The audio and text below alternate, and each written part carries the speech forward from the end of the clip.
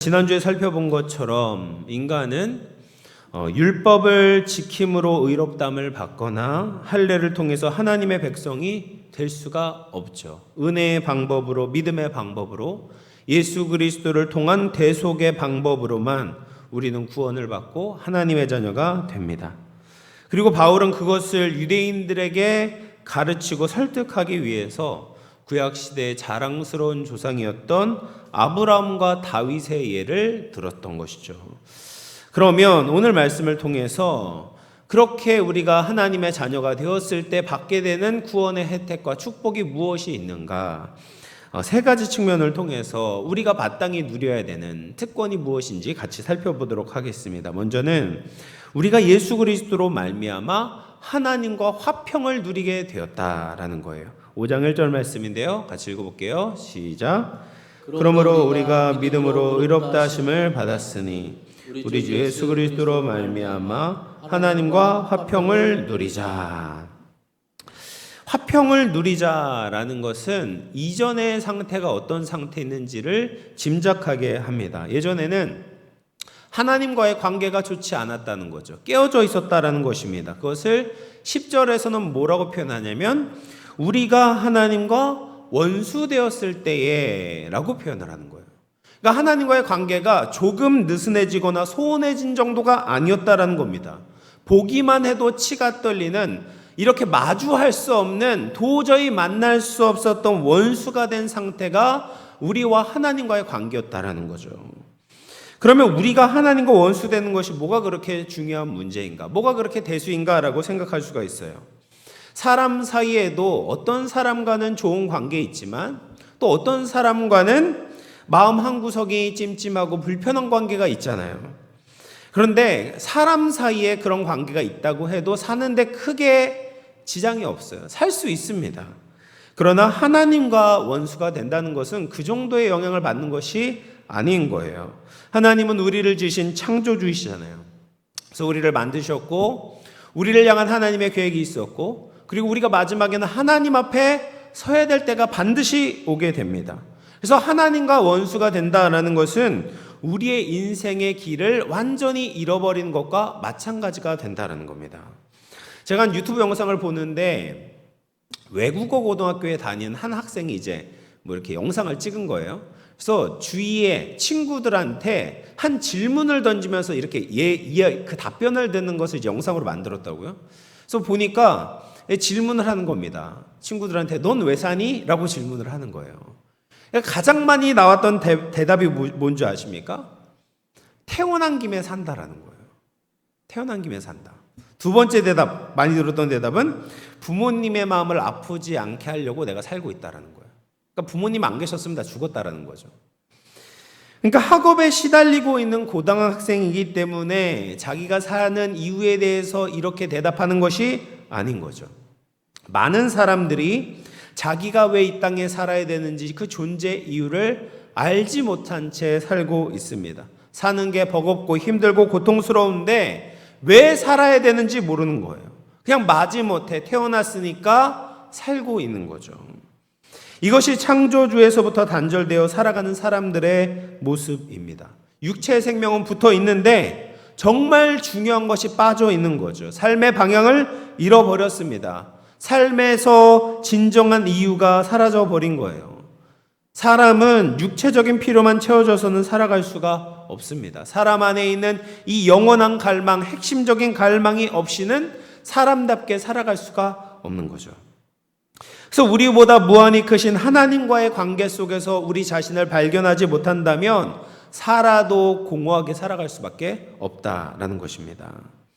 이 인간이 가지고 있는 영혼에 대한 갈망은 사람이 하나님을 위해 창조되었다라는 것을 보여주는 거예요. 그런데 하나님이 아닌 이 땅의 것에 시선을 빼앗기고 살아가고 있는 거죠. 하나님 없이 살아가는 사람들은 죽고 나서도 하나님이 영원토록 통치하시는 하나님 나라에 들어갈 수가 없습니다. 그래서 이 땅에서 살면서도 지옥을 살아가게 되고 육체적인 죽음 이후에도 지옥에서 영원토록 심판을 받을 수밖에 없는 겁니다. 그래서 하나님과 원수되는 것이 이렇게 끔찍한 결과를 맛보아야만 하는 것이죠. 어둠 가운데 있어야 되고 저주 가운데 있어야 되고 고통과 슬픔밖에는 없는 것이 인간의 하나님을 떠난 인간의 삶의 결과입니다. 그런데 예수 그리스도로 말미암아 하나님과 원수되었던 상태가 화목하게 된 거예요. 이제는 하나님과 원수가 아니라 관계가 좋아졌습니다. 그것을 히브리서에서는 이렇게 표현해요. 히브리서 10장 19절 20절 말씀인데요. 읽어보겠습니다. 시작. 그러므로 형제들아 우리가 예수의 피를 힘입어 성소에 들어갈 담력을 얻어나니 그 길은 우리를 위하여 휘장 가운데로 열어놓으신 새로운 살 길이요 휘장은 곧 그의 육체니라. 그래서 원래 하나님과 인간 사이에 막혀 있었던 휘장이 있었다라는 것이죠. 그 휘장이 얼마나 두꺼운지 절대로 이제 찢어지지 않는 휘장이었습니다. 그러니까 인간은, 죄인이었던 인간은 하나님께 나아갈 길이 없는 거예요. 하나님으로부터 긍휼과 자비를 기대할 수 없었습니다. 그런데 예수 그리스도의 피로 인해서 이 휘장이 갈라지게 되는 것이죠. 하나님과 우리 사이를 갈라놓았던 그 높고 견고한 휘장이 예수 그리스도로 말미암아 열리게 되는 것입니다. 그래서 예수님만이 우리의 살 길이 되시고 하나님께 나아가는 유일한 길이 되는 거죠. 이렇게 예수님으로 말미암아 하나님과 화평을 누리게 될 때 사람에게 찾아오는 가장 큰 은혜 중에 하나는 바로 평안을 누리게 된다라는 거예요. 세상이 줄 수 없는 평안을 누리게 되는 것입니다. 사람은 하나님과 화평하지 않았을 때 평안이 없었습니다. 여러분, 우리가 낯선 길을 갈 때나 해보지 않은 것을 해야 될 때 참 사람 가운데 두려움을 느끼게 돼요. 또 무엇보다도 죽음이라는 현실을 마주하게 될 때 우리는 두려움을 느끼게 되는 겁니다. 그래서 인간의 두려움의 감정의 끝은 결국 이 죽음과 연관이 되어 있는 것이죠. 어렸을 때는 이렇게 생각하지 않아요. 어른이 되면 모든 것을 알고 두렵지 않을 거라고 생각을 했었어요. 어린이의 시각에서는 어머니, 아버지가 모든 것을 할 수 있는 것처럼 보였습니다. 그런데 어른이 되고 나니까 내가 할 수 있는 것이 하나도 없다는 것을 알게 돼요. 부모도 모르고 할아버지, 할머니도 모르고 박사들도 모르는 겁니다. 아무리 강하고 지혜로운 사람도 죽음 앞에서는 어린아이가 되는 거예요. 무력하고 무지합니다. 내 의지대로 이 죽음을 피할 수가 없는 거예요. 인간은 그런 한계가 있는 존재입니다. 그런데 하나님과 화평을 누리게 되면 그 두려움의 근원인 죽음의 문제가 해결함을 받게 되는 것이죠. 로마서 4장 25절 말씀인데요. 읽어보겠습니다. 시작. 예수는 우리가 범죄한 것 때문에 내줌이 되고 또한 우리를 의롭다 하시기 위하여 살아나셨느니라. 하나님이 예수님을 죽은 자 가운데서 다시 살리셨어요. 예수님만 살리신 것이 아니라 예수님을 믿고 예수님 안에 있는 우리 모두를 살리신 겁니다. 그래서 예수 그리스도의 부활과 함께 우리는 살아나게 된 겁니다. 그래서 예수님의 부활하심이 역사적인 사실인 것처럼 우리의 부활도 실제가 되는 것이죠. 예수님이 죽음으로 끝난 것이 아니라 부활하시고 승천하신 것처럼 우리도 죽음이 끝이 아니라 부활이 있고 승천의 그날이 오게 되는 것입니다. 그래서 예수님의 부활로 말미암아 우리는 죽음의 공포와 두려움에서 해방을 얻게 되는 거예요. 이것이 예수님을 믿음으로 말미암아 얻게 되는 평안인 것입니다. 인간의 두려움의 근원인 이 죽음의 공포에서부터 우리를 해방시켜 주시고 자유함을 주셨기 때문에 우리는 세상이 줄 수 없는 평안을 누리게 되는 거죠. 이것이 하나님과 화평을 누리게 된 사람들이 얻게 되는 축복인 것입니다. 사랑하는 성도 여러분, 예수 그리스도로 말미암아 하나님과 화평을 누리시기를 바랍니다. 우리는 하나님과 원수된 자들이 아니라 이제 하나님의 자녀가 된 사람들입니다. 하나님 나라에 속한 자들입니다. 하나님의 선하신 뜻과 계획을 이루는 축복을 받은 사람들입니다. 예수님 안에 있는 이 참된 평안을 날마다 풍성하게 누릴 수 있는 저와 여러분 될 수 있기를 주님의 이름으로 축원을 드리겠습니다. 그리고 그 두 번째로 우리가 예수 그리스도로 말미암아 의롭게 되었을 때 어떤 은혜를 받게 되는가? 우리가 하나님께 나아가는 축복을 얻게 되는 것입니다. 그래서 5장 2절 말씀, 로마서 5장 2절입니다. 같이 읽어볼게요. 시작. 또한 그로 말미암아 우리가 믿음으로 서 있는 이 은혜에 들어감을 얻었으며 하나님의 영광을 바라고 즐거워하느니라. 우리가 믿음으로 서 있는 이 은혜에 들어감을 얻게 되었다. 은혜 가운데 들어감, 하나님의 은혜 보좌 안에 들어감을 얻게 되었다라고 이야기를 해요. 그러니까 우리가 적극적으로 들어갈 수 있는 것이 아니에요. 들어가게 되어졌다는 말이에요. 들어감을 받게 되었다라는 겁니다. 여러분, 우리가 발이 있는데 발로 이제 걷지 않습니까? 걸어서 갈 수 있는데 우리가 들어갈 수 있는 것이 한정되어 있어요. 요즘은 이제 요즘 지은 아파트들도 아무나 들어갈 수 없지 않습니까? 그 아파트에 살지 않으면 혹은 아파트 주인이 허락하지 않으면 들어갈 수가 없어요. 그런데 예전에 고대 왕 앞에 나간다는 것은 훨씬 더 엄격하고 까다로운 일이었습니다. 지금이나 그때나 아무나 왕궁에 들어갈 수 있는 것이 아니죠. 자격을 갖춰야 되고 허락을 받아야만 합니다. 그런데 구원받은 사람은 왕이신 하나님께 나아갈 자격을 얻고 허락을 받았다라는 거예요. 성경 원어로 보면 이 자격을 얻었다라는 이 동사가 완료형으로 되어 있습니다. 그래서 이것은 절대로 잃어버릴 수 없는 권리다라는 겁니다. 예수 그리스도로 말미암아 하나님께 나아가는 은혜 보좌 앞에 나아갈 수 있는 이 은혜는 절대로 흔들리거나 잃어버릴 수 없다. 우리는 그 안에 서 있다, 견고하다. 아무것도 하나님의 사랑에서 우리를 끊을 수 없다라고 약속하고 계시는 거예요. 그래서 우리는 하나님께 마음껏 기도할 수 있습니다. 오늘도 그래서 우리가 은혜 보좌 앞에 나왔지 않습니까? 이 기도라는 것은 하나님과 대화하는 거잖아요. 하나님의 음성을 듣기도 하고 우리의 소원을 하나님께 아뢰기도 합니다. 이것은 엄청난 특권이죠. 그냥 하나님께서 뭐 좋은 것을 주시는 것, 돈 주시고 성공 주시고 명예 주시고 이 정도가 아닌 것이죠. 이런 것과는 차원이 다른 겁니다. 하나님과 특별한 관계를 얻는 거예요. 기도를 통해서 우리는 하나님의 관심과 하나님의 생각을 들을 수 있습니다. 또 기도를 통해서 하나님은 우리의 삶에 들어오시고 개입하실 수 있는 거죠. 이것은 하나님의 크신 뜻에 우리가 쓰임받게 된다라는 말이고 우리가 하나님의 기쁨이 될 수 있다라는 뜻입니다. 하나님이 우리의 삶에 관심을 가지시고 하나님께서 우리를 도와주신다는 약속이기도 하는 것이죠. 이 세상에 이제 6학년, 3학년 아이들이 많이 있지만 제가 그 아이들의 모든 아픔과 눈물을 닦아주지 않습니다. 그들의 소원에 제가 반응하지 않습니다. 그럴 능력도 없지만 전혀 그런 공감이 되지 않기 때문에 그렇죠. 왜냐하면 다른 아이들과는 제가 만나지 않기 때문에 그렇습니다. 대화하지 않죠.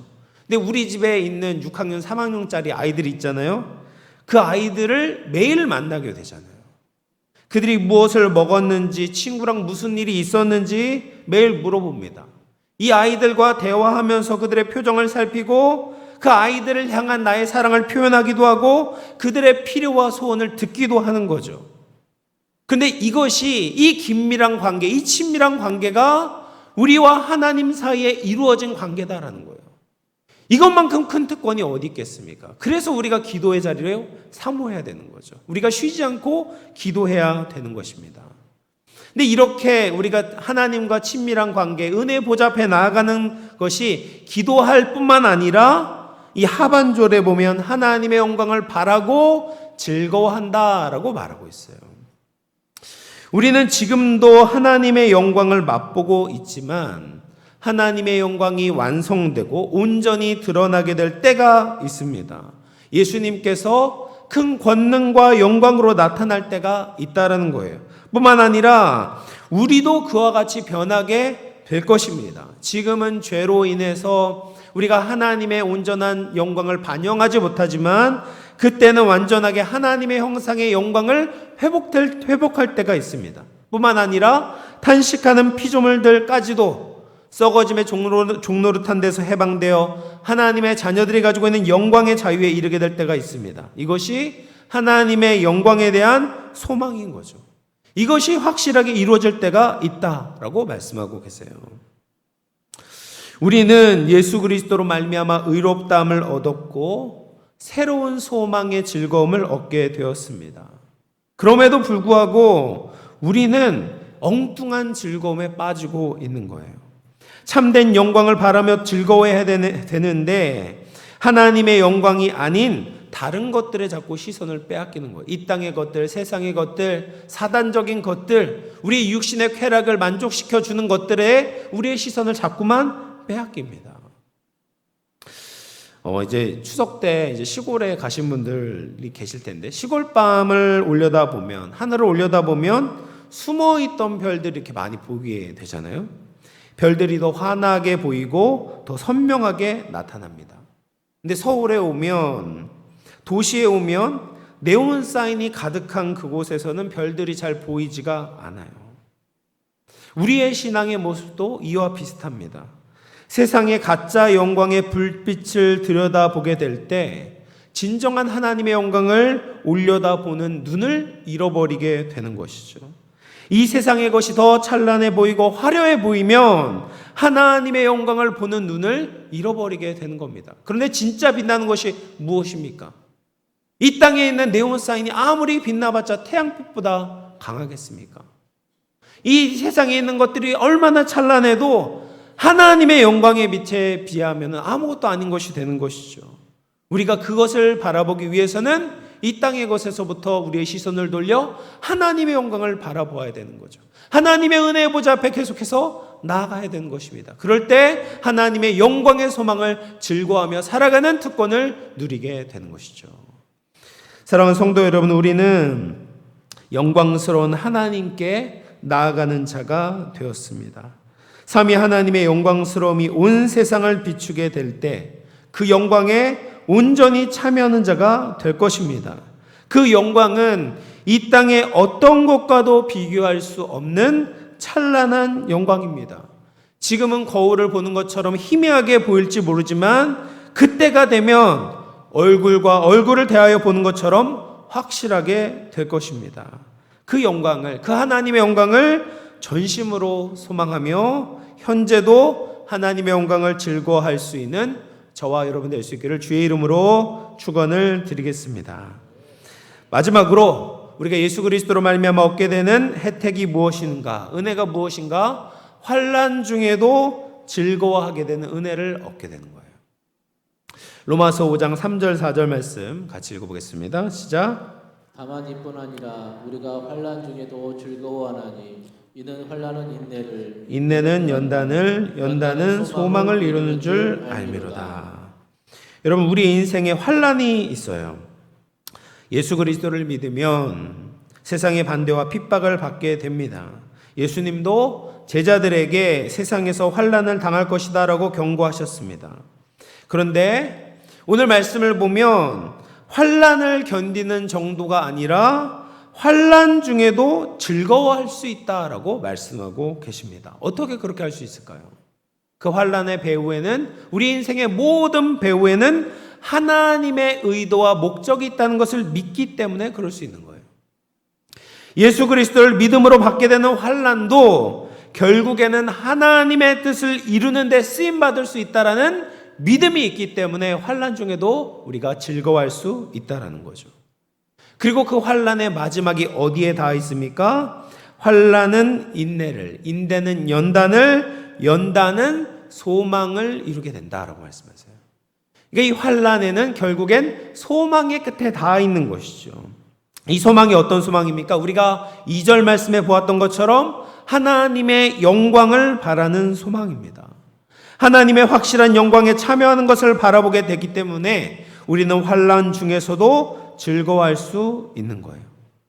그리고 무엇보다도 환난 중에 기뻐할 수 있는 것은 우리 읽지 않았지만 5절 말씀을 보면 성령님께서 하나님의 사랑을 우리의 마음에 부음하시기 때문에, 부어주시기 때문에 우리는 환난 중에도 즐거워할 수 있는 것입니다. 예수 그리스도를 믿는 우리에게는 성령님이 함께 하시잖아요. 성령님이 역사하시는 거예요. 그래서 환난을 받을 때 너무 힘들죠. 고통스럽죠. 무겁습니다. 그런데 그 중에서도 하나님의 크신 사랑이 우리의 마음에 부어지게 되는 거예요.